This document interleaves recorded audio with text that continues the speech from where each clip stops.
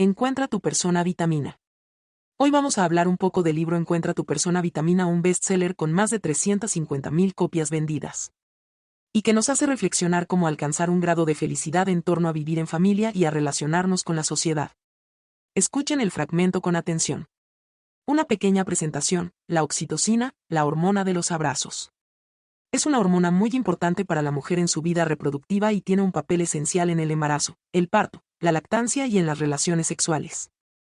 Cuando una mujer rompe aguas, se produce una liberación masiva de oxitocina que es responsable de las contracciones. Porque todos los lazos humanos desarrollas a lo largo de tu vida están ligados al nivel de oxitocina del momento, y además realiza una función fundamental: cuando aumenta el nivel de oxitocina disminuye el cortisol. ¿Y por qué el cortisol? Vamos a resolver la duda a continuación. Entender la fisiología y el funcionamiento del cortisol es clave para comprender el rol de la oxitocina en las relaciones humanas. El cortisol en sí es la hormona del estrés y que se segrega fundamentalmente en momento de alerta o amenaza. Su utilidad reside en que nos ayuda a hacer frente a los desafíos, a los retos y a las amenazas con mecanismos de lucha o huida. Cuando se segrega, se generan diversas alteraciones físicas como la taquicardia, la sudoración o el temblor. El cortisol es una hormona cíclica y su liberación posee un patrón que sigue de manera habitual el ritmo de la luz. Se libera más al despertarse, lo que resulta en cierto modo beneficiosa para activarnos por las mañanas. Decrece a lo largo del día y aumenta ligeramente al anochecer.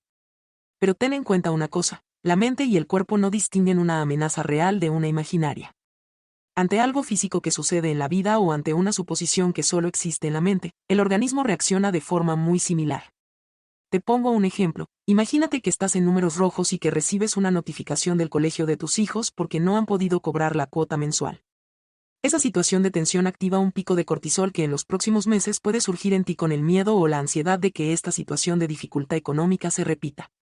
El cortisol además afecta a múltiples sistemas del organismo. El cuerpo se prepara para salir corriendo y, por tanto, la sangre viaja desde los intestinos a los músculos tractores para ayudarnos y por eso perdemos el apetito en los momentos de angustia.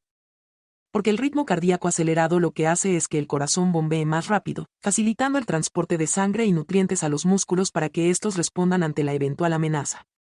Pero el gran problema del cortisol es su liberación constante.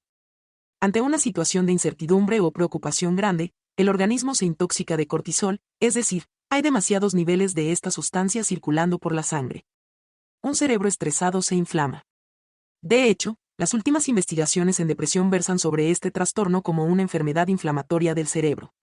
La gente va inflamada por la calle. Cuando nos intoxicamos de cortisol, el organismo permanece alterado y la mente y el cuerpo se ven afectados. Físicamente se pueden producir caída de pelo, temblor en los ojos, excesiva sudoración. En el ámbito psicológico hay alteraciones llamativas y son frecuentes los problemas para conciliar y mantener el sueño. Y anímicamente, se producen trastornos como irritabilidad, ansiedad e incluso ataques de pánico. El hecho de vivir sometidos a situaciones de gran tensión durante mucho tiempo puede desembocar en un estado depresivo. Otra zona que también le afecta mucho es el hipocampo, que es la zona de los recuerdos, porque es sensible a las subidas de cortisol, y esta es la razón por la que en los momentos de más angustia notamos que la memoria nos juega malas pasadas.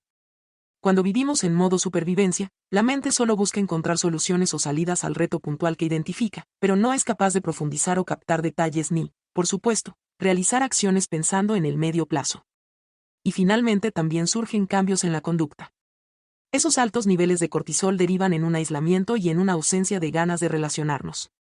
Por eso tenemos que tomar conciencia de cómo tu cuerpo te habla y te dice que tienes que tomar el primer paso para el cambio. Tienes que ser capaz de modificar tus prioridades y adaptar tu vida en consecuencia. Y ahí es donde entra la importancia de las personas vitamina, que son las grandes potenciadoras de la secreción de oxitocina y contribuyen a aliviar la tensión.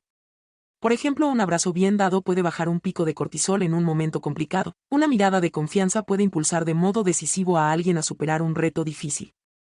Resulta impresionante cómo la neurociencia va dando cada vez más explicaciones sobre los fundamentos del comportamiento y la psicología humana.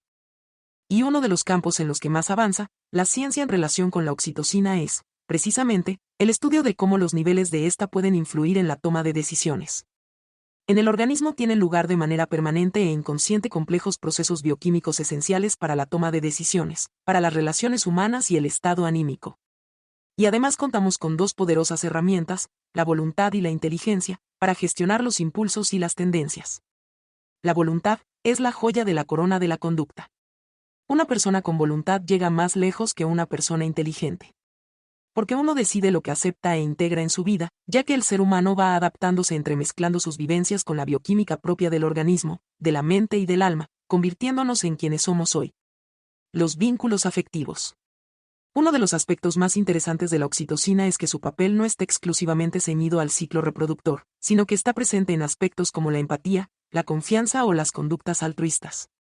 El sistema nervioso tiene dos maneras de funcionar.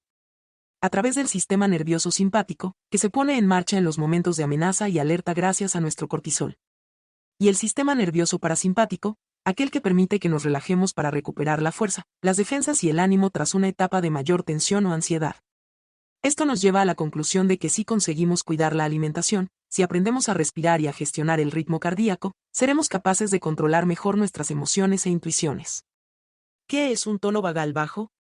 Si el nervio vagal no funciona perfectamente, hablamos de un tono vagal baja. Las personas que lo padecen tienden a vivir estresadas, con tensión y sin capacidad de relajarse con facilidad. Los síntomas que aparecen son problemas digestivos, trastornos de estado de ánimo como la ansiedad, trastornos autoinmunes, cuadros inflamatorios. Si conocemos y entendemos el funcionamiento del nervio vago, podremos ayudar al cuerpo a desconectar del modo simpático, que es el modo alerta, para pasar a una fase de recuperación. Cuando el nervio vago funciona bien, tono vagal elevado, las personas tienden a tener más control de las situaciones de estrés, son capaces de relajarse con mayor facilidad y logran tener relaciones más cercanas y positivas. Cómo modular el nervio de la compasión. Uno de los mecanismos para que el nervio vago funcione de la mejor manera posible radica en la respiración. El problema surge cuando estas respiraciones son cortas y aceleradas, ya que se introduce más oxígeno del que precisamos y surgen el mareo, la sensación de ahogo y la visión borrosa.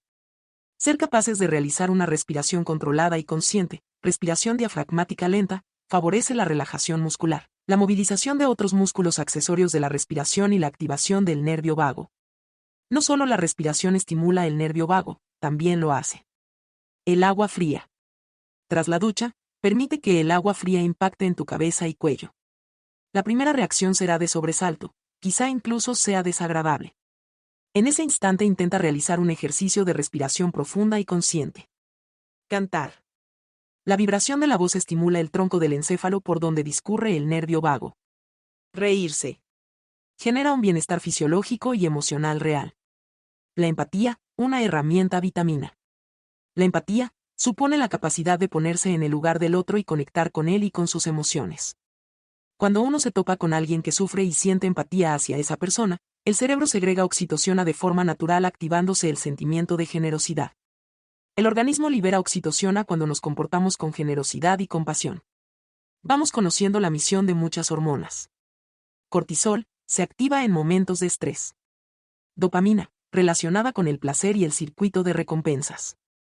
Serotonina, relacionada con la felicidad, la libido y la sensación de bienestar. La liberación de oxitocina activa la secreción de serotonina y esto ayuda a que nos sintamos menos angustiados y en calma.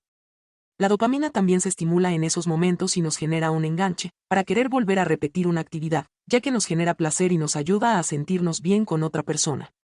Estás estresada, inundado de preocupaciones y con la mente en estado de alerta. En esos momentos te cuesta mucho más conectar con los problemas y situaciones de los demás. Empatizas menos.